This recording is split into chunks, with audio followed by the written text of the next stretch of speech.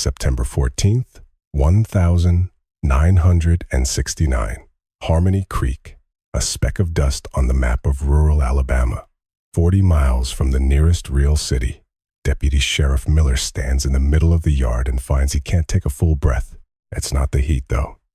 September in the Deep South is still a suffocating blanket pushing 95 degrees.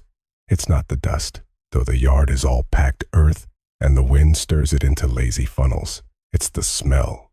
The brick oven before him is radiating heat, its clay and brick walls shimmering in the morning sun. The heat is so intense it stings his face from 10 feet away, but the smoke curling from its chimney is wrong. It's heavy, cloyingly sweet, with an undercurrent that makes his stomach clench into a fist. Deputy Miller has been on the force for 2 years. He's 26, fresh from the police academy in Montgomery, where they taught him how to handle domestic disputes and track down stolen livestock. They never taught him about this. Next to the oven, on an overturned galvanized bucket, sits a woman.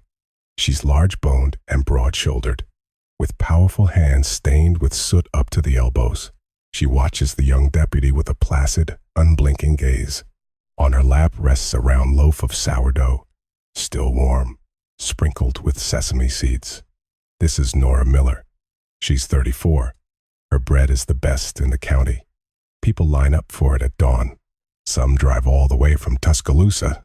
In 3 hours, Detective Frank Cooper from the Alabama Bureau of Investigation will sift through the ashes of this oven and find something that will make even him, a man who's investigated homicides for 12 years, turn pale. Fragments of human bone, 3 teeth with gold fillings, and the scorched buckle of a man's belt. But that's 3 hours from now. For the moment, Deputy Miller just stands there, staring at the oven, trying to reconcile one impossible fact. Why does the best bread in Harmony Creek smell like something other than wood is burning?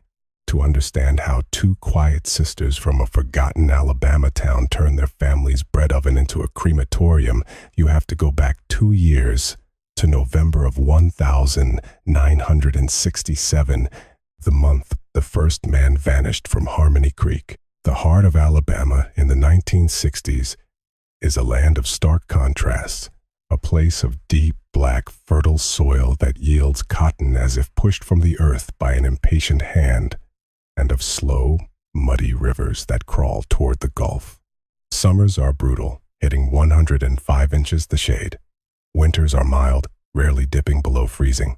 Life here is dictated by the seasons of the cotton plant. In 1967, Lyndon B. Johnson is in the White House.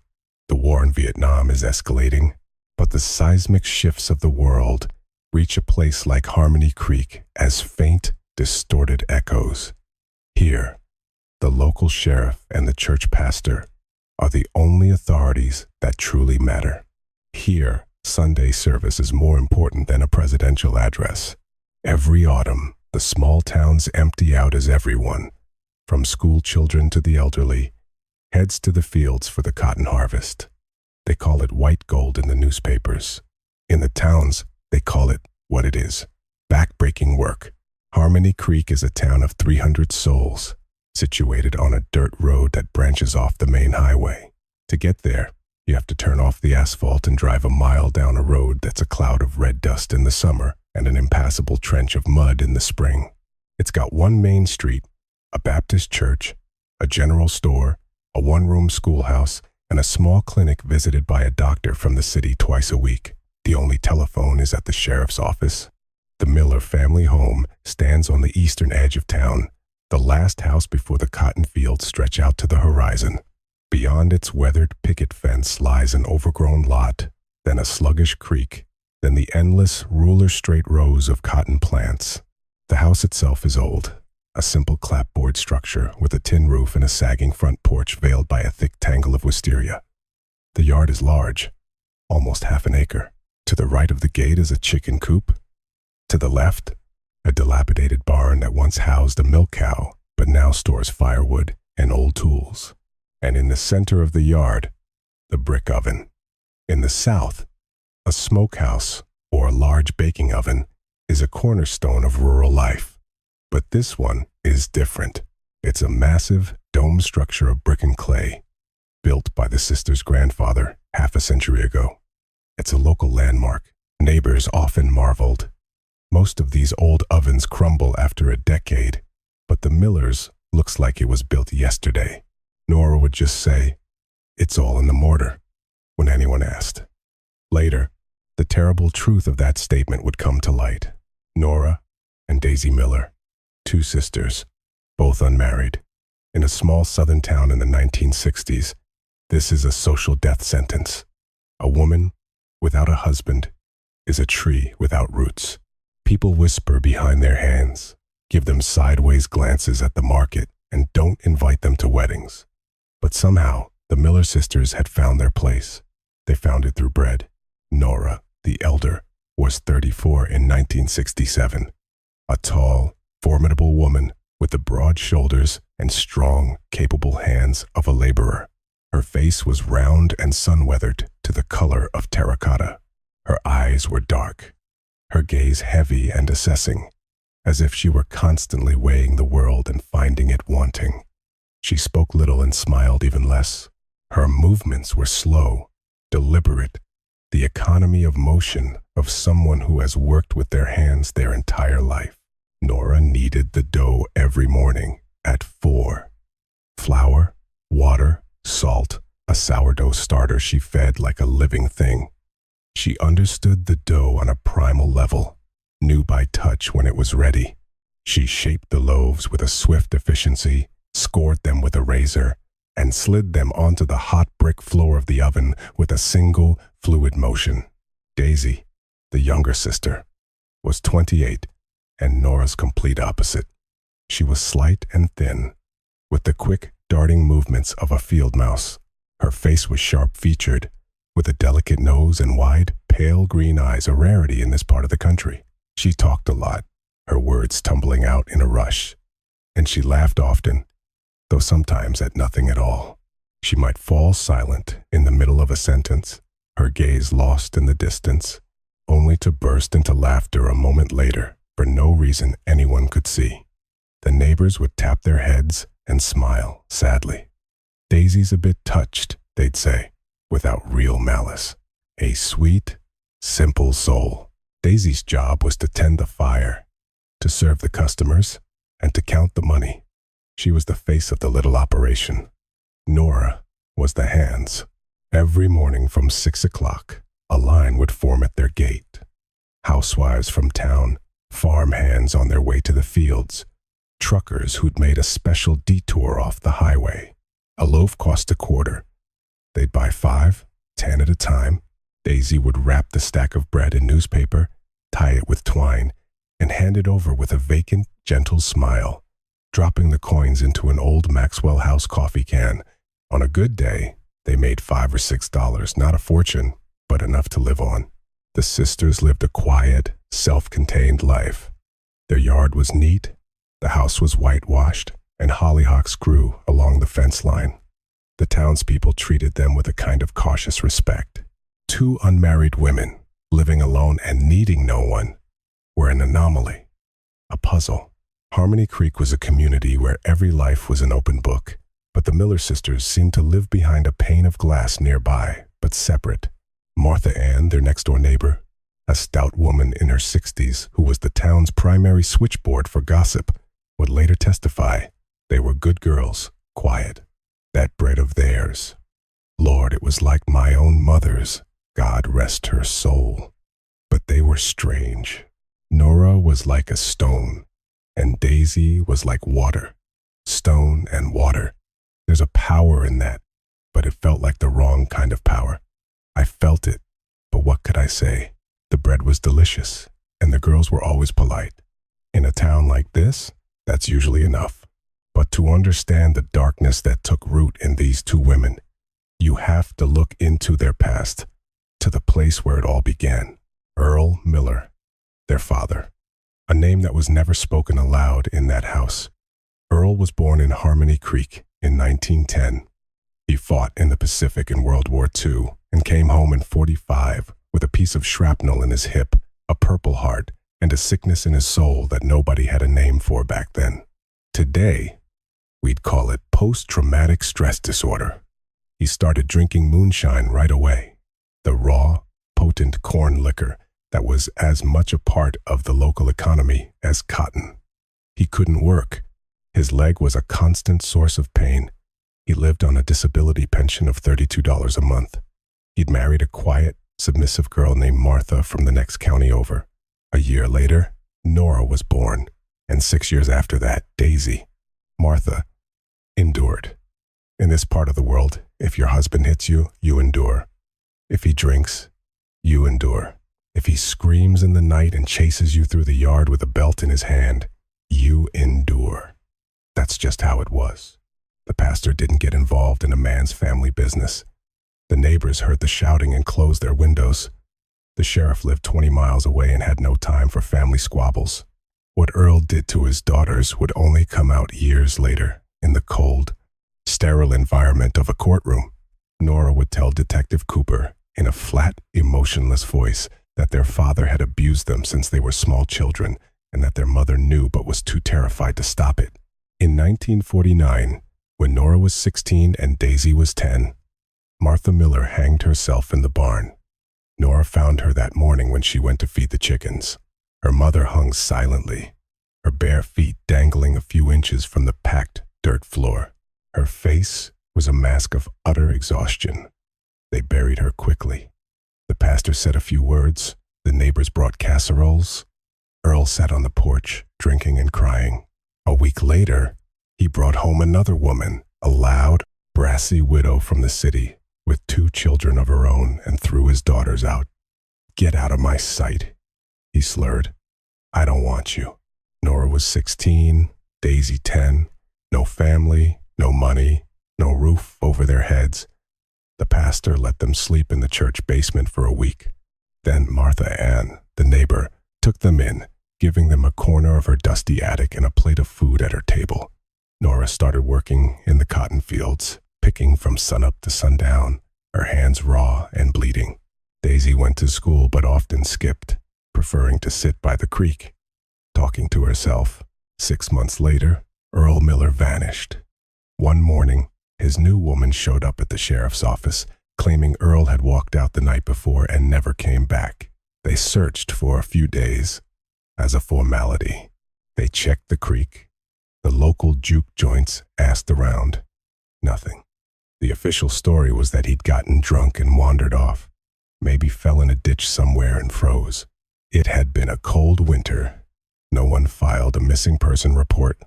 An alcoholic, disabled vet with no job? Who was going to miss him? His woman packed her things and went back to the city. The house was left empty. And then, Nora did something that would define the rest of her life. At 17 years old, she walked into the sheriff's office and asked for her house back. The old sheriff, a man named Yancey, looked at her, scratched his head, and said, "I reckon it's yours. Ain't nobody else wants it." The sisters moved back into their father's house. The first thing Nora did was drag every last trace of him, his clothes, his boots, his old army cap into the yard and burn it in the brick oven. She whitewashed the walls, patched the roof, and planted the hollyhocks along the fence. And then she started baking bread. No one knew how she learned. Her mother had never taught her, but her hands seemed to remember a skill they'd never been taught. The first loaves were misshapen and burnt. Daisy ate them and said they were wonderful. Within a month, the loaves were perfect. Within 6 months, there was a line at her gate. And so, the Miller sisters found their place in Harmony Creek, not through a husband or children, but through the fire and bread of their grandfather's oven. For 17 years, from 1950 to 1967, they lived a quiet, peaceful life. Daisy grew up, but her strangeness remained. The sudden laughter, the conversations with thin air. Nora grew even more silent, more formidable. Suitors had come, twice. A young farmer for Daisy, an older widower with 3 children for Nora. Both were turned away. Nora's response was always the same. "We don't need a man in this house." A rumor started to spread through the town that the sisters were cursed, that a darkness hung over that house, and that no man who entered it would ever come out alive. As it turned out, That last part was the gospel truth. But in 1967, no one knew that yet. In 1967, the Miller sisters were just two quiet women who baked the best bread in the county. And then, men started to disappear. Rusty Hakim, 40 years old, a tractor driver for the local co-op, divorced, a drunk. He lived alone in a crumbling shack on the opposite side of town from the Millers. In his youth, Rusty had been a handsome man, but years of moonshine had bloated his face and broken the blood vessels in his nose. His wife had taken their son and moved to Florida years ago. They kept him on at the co-op because good tractor men were hard to find, and Rusty could plow a perfectly straight furrow even after downing a pint of corn liquor. In November of '67, after the cotton harvest was finished, Rusty went on a bender. After a week, his money and his liquor ran out. He started making the rounds through town, trying to borrow a few dollars. No one knows for sure how he ended up at the Miller sisters' gate. According to Nora's later testimony, Rusty stumbled into their yard near dusk, already drunk, and begged for some bread on credit. Nora gave him a loaf. He sat on the porch steps, eating and mumbling about his ex-wife and his wasted life. Then he started to cry, and then he reached for Daisy. Daisy was sweeping ash from the mouth of the oven. Rusty grabbed her by the wrist and tried to pull her onto his lap, slurring something crude. Daisy screamed. It wasn't a scream of pain, but of pure, distilled terror, the same scream Nora had heard 1,000 times in their childhood, when their father's heavy footsteps came down the hall. Nora told the detective, "I didn't think. My hands just did it." Lying by the woodpile was a heavy stone pestle used for grinding spices. Nora picked it up and brought it down on the back of Rusty's head. Just once. He collapsed face first into the dust and didn't move again. Daisy just stood there staring. She wasn't crying. Her eyes held an expression Nora would later describe with a single word: recognition. They both recognized this moment. A man reaching for them, a woman unable to escape. But this time, something was different. This time, the woman had struck first. What happened over the next 3 hours was something Nora recounted to the police with chilling calmness. They waited until full dark had settled over the town. When the last light in the last house had gone out, Nora brought the axe from the barn. Daisy stoked the fire in the oven, feeding it with seasoned oak until the bricks glowed a fierce, hungry red. They laid a canvas tarpaulin on the ground. Nora worked with the axe. Daisy helped. What remained, they fed into the oven. Piece by piece, Nora tended the fire all night, 6 hours without a break. By sunrise, all that was left of Rusty Hakim was a pile of fine, gray ash, flecked with tiny white fragments of bone. Nora swept it out. Some of it she scattered in the vegetable garden. The rest, she mixed with water and clay and used it to patch the inside of the oven, adding a new, thin layer over the old. The oven walls grew a little thicker, a little stronger. At 6 a.m., Nora lit a normal fire, kneaded her dough, and began to bake. By 7, the usual line had formed at her gate. Martha Ann, the neighbor, bought 3 loaves and took a bite right there. "Nora, honey, this bread tastes special today. What'd you put in it?"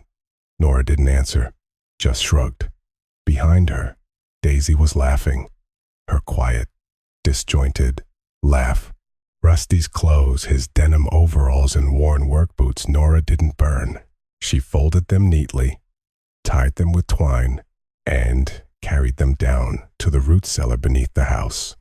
When asked why, she said, "I don't know. It just felt like I needed to keep them, as proof that it really happened, that I didn't dream it." They missed Rusty after about a week. The co-op foreman sent a boy to check on him. The tractor was parked outside the shack, but Rusty was gone. The door was unlocked. Inside, an empty bottle and a half-eaten piece of bread on the table. Everyone figured he'd gone off to see his brother in Mississippi. He'd done it before, but this time, he didn't come back. Nobody looked too hard. The town's deputy had just retired, and they hadn't hired a new one yet. The foreman just marked Rusty down as having quit. A family of sharecroppers moved into his shack. That night, For the first time in her life, Nora took a simple, spiral-bound notebook and a pencil and made her first entry. Asterisk, date.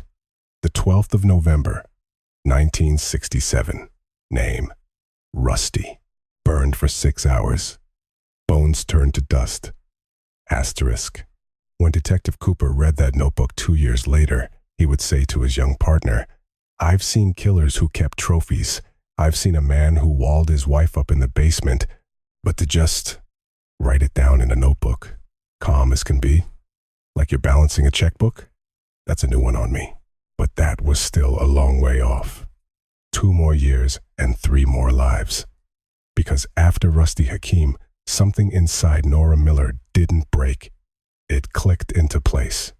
The pestle to the back of the head, the oven burning for 6 hours, the bread in the morning. It was simple. It was logical. It was right. She wasn't looking for her next victim. Her next victim came to her. February 1968. 3 months after Rusty's disappearance, Brad Odom, 38, a trucker for a regional shipping company, drove a Ford F-100. He was a cheerful, stocky man with a gold front tooth that glinted when he smiled. He was married with 2 kids, a normal man living a normal life. On February 11th, Brad was hauling a load of cottonseed from Harmony Creek. On his way back, empty. His truck died just outside of town. It was already dark. He walked the 2 miles into Harmony Creek, looking for a place to spend the night. According to Nora, Brad knocked on their gate around 9 p.m. He asked if he could sleep in their barn, explaining that his truck had broken down. Nora, seeing no harm in him, offered him the small guest room instead. She gave him tea and a loaf of bread. Brad was grateful and polite. He ate, thanked them, and went to bed. During her interrogation, Nora said, "He was a good man. He wasn't drunk. He wasn't fresh. Just a trucker with bad luck." Detective Cooper asked her, "Then why?" Nora was silent for a long time. Then she said, "He snored. Loud. Like my father used to. I woke up in the middle of the night, and for a second, I didn't know where I was. I thought I was 11 years old again, and my father was asleep in the next room, and I knew that any minute he was going to get up and come for me." She got out of bed, took the axe from the woodshed, and walked into the guest room where Brad Odom was sleeping. He never woke up. This time, Daisy helped without a word, without a tear. The body to the yard, the oven to full blast. 6 hours of fire.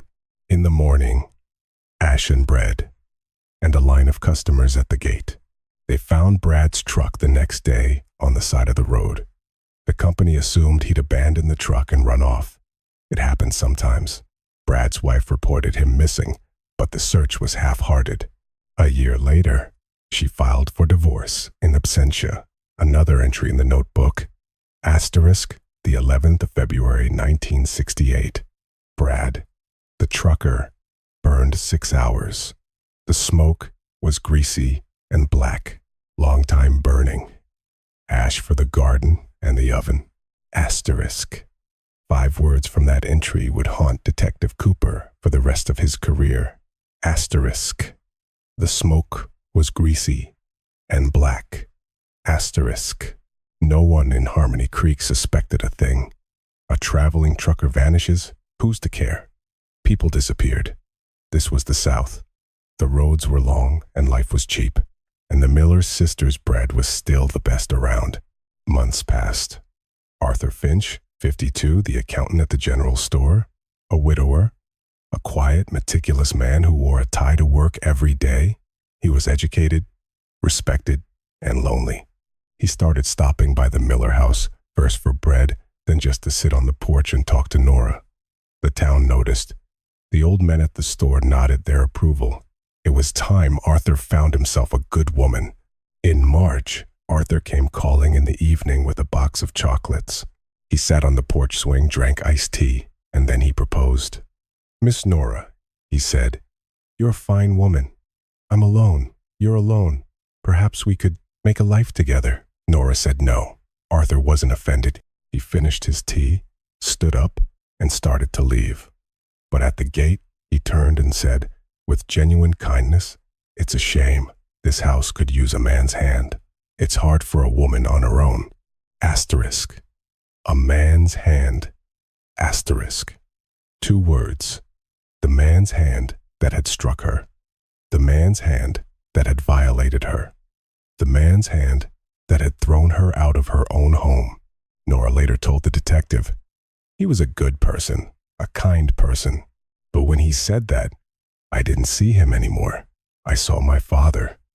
It was like all men were just one man, and that one man is always reaching, always grabbing, always telling you that you can't make it without him." Arthur Finch never made it out of the gate. The pestle, the yard, the night, the oven. This time, Daisy cried, biting the corner of her apron to stifle the sound. Nora worked in silence. In the morning, ash and bread. The ledger. Asterisk the 16th of March, 1968. Arthur, the accountant. Burned 5 hours. Bones were small. Daisy cried, but then she stopped. Asterisk. They looked for Arthur for a while. He was a man of routine. But eventually, the sheriff just shrugged. The file was closed. Then came Sam Brewer, 36, the foreman at the Cotton Gin. Strong, handsome, and he didn't drink a rare combination. He lived with his elderly mother, Hattie, a tiny, tough-as-nails woman. Sam was the town's most eligible bachelor, and he had eyes for Daisy Miller. He started buying bread every day, though his mother baked her own. He'd linger at the gate in the evenings, waiting for Daisy to come out. And Daisy, in his presence, seemed to transform. She laughed. A real, melodic laugh.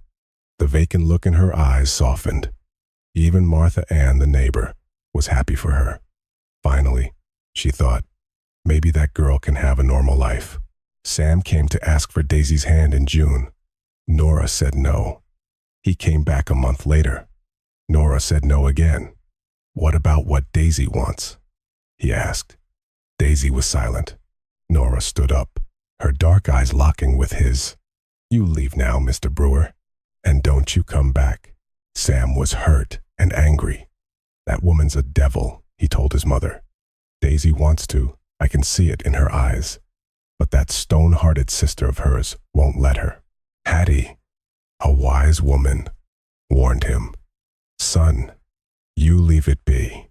There's something wrong in that house. I can feel it." Sam didn't listen. In August, during a blistering heat wave, he went to the Miller house a 3rd time.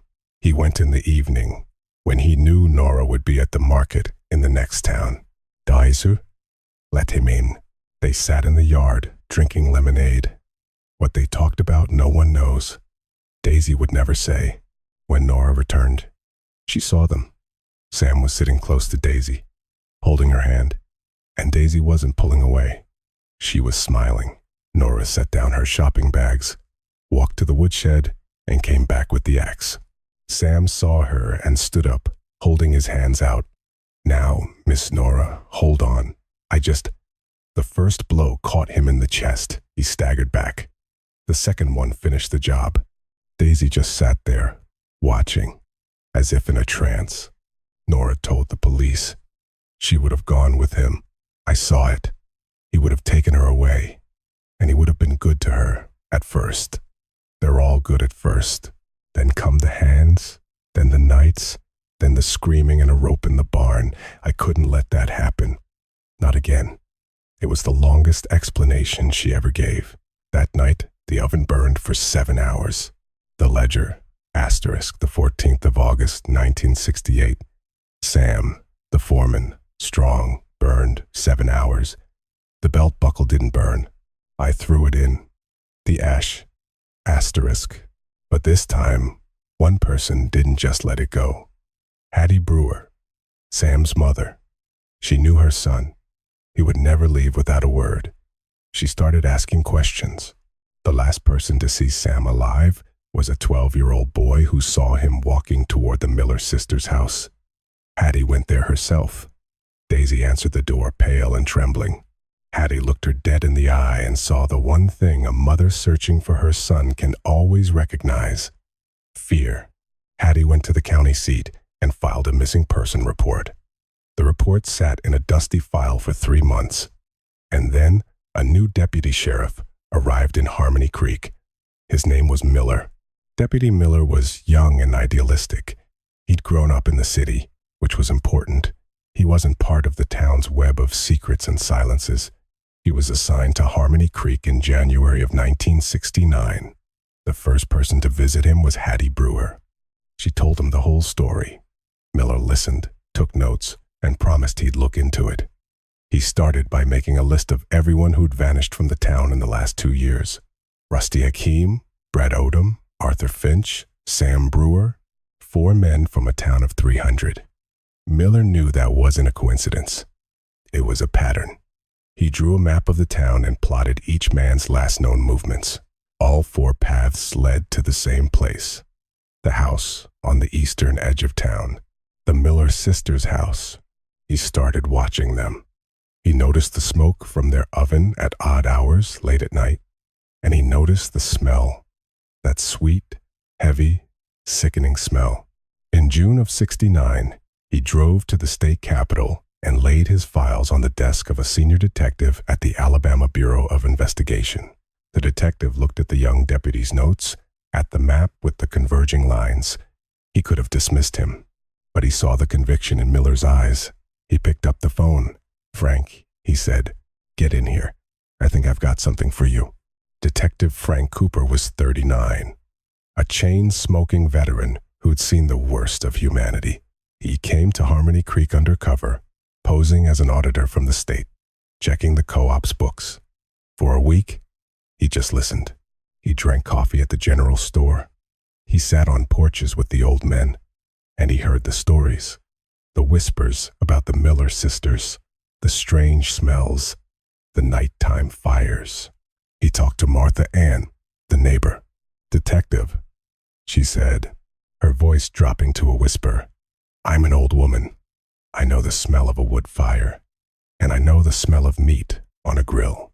And I'm telling you, what comes from that oven sometimes, it ain't either of those things." Cooper knew. He and Miller began a quiet stakeout.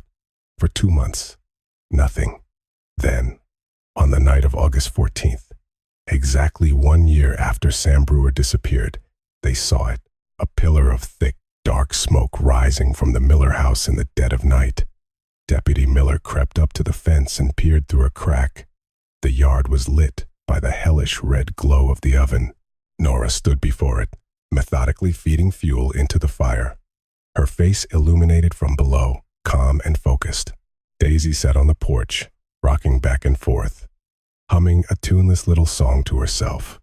There was no one else in the yard, but the oven was burning with an infernal intensity, a heat far greater than was needed for baking bread. Cooper got his search warrant. Which brings us back to that morning, September 14th, 1969. While Deputy Miller stood paralyzed by the smell, Detective Cooper walked over to the oven. "Ma'am," he said to Nora, his voice calm, "we're going to have to ask you to step away." He turned to his forensics expert. "When this thing cools down, I want every last speck of ash." It took 4 hours for the oven to cool. The forensics man, a quiet, meticulous fellow named Savchenko, began to sift. 20 minutes in, he held up a small, white fragment with a pair of tweezers. "Frank," he said quietly, "this is human bone." Over the next 4 hours, they found 17 bone fragments, 3 teeth, one with a gold filling, and Sam Brewer's scorched belt buckle. While the oven gave up its secrets, Cooper searched the house. In the root cellar, beneath the floorboards, he found them. 4 neat bundles tied with twine. He opened the first, a man's denim overalls and work boots. The second, a trucker's greasy shirt and canvas pants. In the pocket, a trip ticket with the name times Odom, B***. The third, a worn suit, a white shirt, and a tie. In the pocket, a pair of glasses with thick lenses. One arm repaired with black electrical tape, The fourth, a clean cotton shirt and jeans, and a leather belt with a missing buckle. 4 lives, reduced to the clothes they wore on their last night on Earth. Cooper came up from the cellar and looked at Nora. She was still sitting on the bucket, watching them, her expression unreadable. "Whose clothes are these?" Cooper asked. Nora looked at him for a long moment. "You already know, Detective," she said. "Why are you asking?" "I have to," he said. Nora nodded. "They belong to the men I killed, 4 of them. Rusty, Brad, Arthur, and Sam." She said the names as if reading a grocery list. Across the yard, Daisy crumpled against the side of the house, her face a mask of vacant terror. Cooper turned to his deputy. "Miller, arrest them both." As they led her away in handcuffs, Nora looked back at the brick oven. A long, final, almost tender look. Then she turned to her sister and whispered something in her ear. Daisy nodded, and finally broke, her sobs echoing across the silent, watching town. Later, in an old chest in the bedroom, Cooper found the notebook. 4 entries. 4 lives. A ledger of death. He closed it, went outside, and lit a cigarette. For the first time all day, his hands were shaking. The trial was held behind closed doors. Nora confessed to everything. Calmly, factually. She insisted Daisy was innocent, that her sister knew nothing, that she'd told her they were just burning animal bones. It was the only lie she told. Forensic evidence proved Daisy had been a willing, if silent, participant. But the most shocking revelation came when the judge asked Nora about her motive. She spoke, for the first time, of her father. "He was the first," she said. "He came back after he threw us out, drunk. He went for Daisy. I hid him. I burned him. In that oven. Nobody ever came looking for him. Nobody cared. I thought it was over. But then Rusty came, and I knew it would never be over. They would always come, trying to get into our house, trying to put their hands on us. I was just keeping our home safe." Nora Miller was found guilty and sentenced to death by electric chair. The sentence was carried out in the autumn of 1970. She was 37 years old. Daisy was deemed mentally unfit to stand a full trial and was committed to a state psychiatric hospital for the rest of her life. The town of Harmony Creek tried to forget. The brick oven was demolished with sledgehammers. The workers said the mortar was unnaturally hard, almost like stone, fused together by incredible heat. They built a new town hall on the property where the Miller house once stood. But the story lingered, a dark stain on the town's soul. For 20 years, no one in Harmony Creek bought bread from a stranger. Every family baked their own. This isn't just a story about evil. It's a story about where evil comes from. It grows in the dark, nurtured by silence. It grew in the silence of neighbors who heard the screams from the Miller house and just closed their windows. It grew in the silence of a town that saw 2 little girls cast out and did nothing. Nora Miller was a monster, but she was a monster that Harmony Creek had helped create. She paid the price for her crimes, but the evil didn't begin with her. And you have to wonder, did it end with her?